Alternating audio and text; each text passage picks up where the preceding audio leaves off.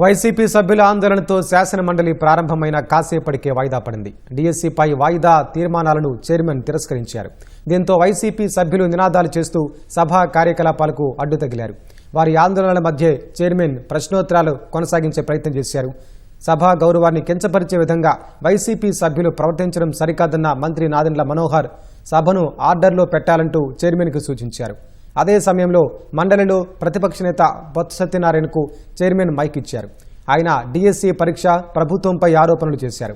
Mic అందుకున్న మంత్రి Atchanna YCP సభ్యుల తీరుపై మండిపడ్డారు. డీఎస్సీపై మాట్లాడే నైతిక హక్కు గొడ్డల పార్టీకి లేదన్నారు. వైసీపీ సభ్యులు ఆందోళనలు ఆపకపోవడంతో సభను చైర్మన్ వాయిదా వేశారు. దయచేసి సభ్యుల్ని ఆ విధంగా సభ గౌరవాన్ని కించపరిచే విధంగా అటువంటి ప్రవర్తన ఏమాత్రం కూడా సజావు కాదు మన సభకి. ఇది పెద్దల సభ.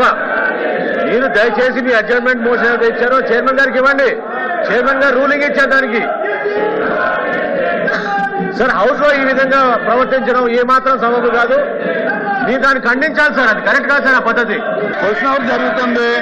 మీరు ఇచ్చినటువంటి వాయిదా తీర్మానం తిరస్కరించమైంది. దయచేసి కూర్చోండి. ప్లీజ్ కూర్చోండి. ప్లీజ్ కూర్చోవాలి. House cannot be conducted like that, sir. Unruly behavior by the members.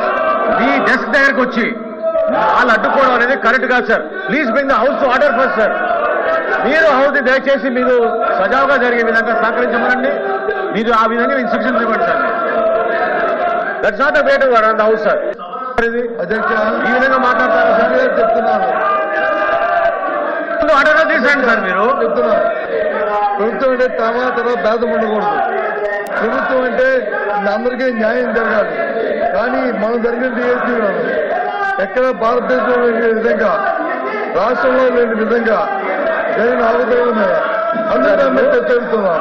ప్రజలందరూ చూస్తున్న అందరూ 3 లక్షల మంది అభ్యర్థులకి ఏ రకంగా మోసం చేసి ఏ రకంగా అమ్ముకున్నారో, ఏ రకంగా వాటి వచ్చి మార్కెట్ లో సేల్ చేస్తారు.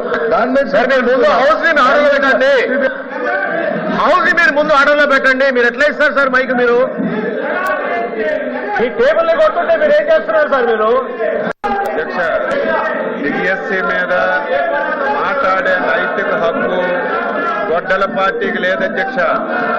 అందులో గతంలో పనిచేసినటువంటి విద్యాశాఖ మంత్రి సిగ్గుపడాలి. 5 సంవత్సరాల అధ్యక్ష, 2019 నుంచి 2024 వరకు నిరుద్యోగ యువతకి మెగా డిఎస్సీ ఇస్తామని చెప్పి, నోటిఫికేషన్ చేస్తామని చెప్పి 5 సంవత్సరాలు ఆస్తులు తాకట్టు పెట్టుకొని మొత్తం అప్పులు చేసి ట్రైనింగ్ చేసి ఎలక్షన్లో మాటిచ్చి మాట తప్పారు అధ్యక్ష. మాట తప్పారు. 5 సంవత్సరాలు నిరుద్యోగుల జీవితాలతో ఆడుకున్నారు. అందులో బొత్స సత్యనారాయణ గారు అధ్యక్ష విద్యాశాఖ మంత్రిగా ఉండి కనీసం వాళ్ళ గొడ్డల పార్టీ అధ్యక్షుడికి చెప్పి నోటిఫికేషన్ ఇచ్చుకోలేనటువంటి ఈ రోజు మళ్ళీ శాసనమండలిలో మాట్లాడుతున్నారు అధ్యక్ష. సిద్ధంగా ఉన్నాం, మాట్లాడడానికి సిద్ధంగా ఉన్నాం. ఈ బుక్లెట్ పంపిస్తాం. వాళ్ళందరికీ చదువుకోమనండి. ఎక్కడైనా సరే చిన్న పొరపాటు జరిగింది అధ్యక్ష, చిన్న తప్పు జరిగితే సిగ్గుండాలి. డిఎస్సీ పెట్టలేదు. డిఎస్సీ పెడితే 300 కేసులు అధ్యక్ష. 300 కేసులు కోర్టులో వేశారు. కోర్టు కూడా చేమాట్లు పెట్టి మీకు సిగ్గు లేదని కోర్టులు కూడా తిట్టినా సరే మళ్ళీ శాసన మండలిలోకి వచ్చి ఇది మాట్లాడడానికి నైతిక హక్కు ఎక్కడ ఉంది అధ్యక్ష? మీరు చైర్మన్ గా డిఎస్సీని పిలవండి. డిఎస్సీని పిలవండి. అందరితో మాట్లాడండి. చర్చకు పెట్టండి. ఈ 4 రోజులు దీని మీద చర్చ పెట్టండి. మాట్లాడడానికి, చెప్పడానికి ప్రతి పాయింట్ ఈ రోజు గొడ్డల పార్టీ అధ్యక్షులు, గొడ్డల పార్టీ ఏ అనుమానాలు వ్యక్తం చేసిందో, ఏ పాయింట్లు అయితే లేవనెత్తారో ప్రతి పాయింట్ కి ఆన్సర్ చేయడానికి సిద్ధంగా ఉన్న అధ్యక్ష. సిగ్గు లేకుండా 5 సంవత్సరాలు మోసం చేసి యువతకు దగా చేసి ఈ ప్రభుత్వం ఇచ్చిన మాట ప్రకారం నిర్వహించి సకాలంలో ఉద్యోగాలు ఇచ్చాం అధ్యక్ష. సంవత్సరం అయిన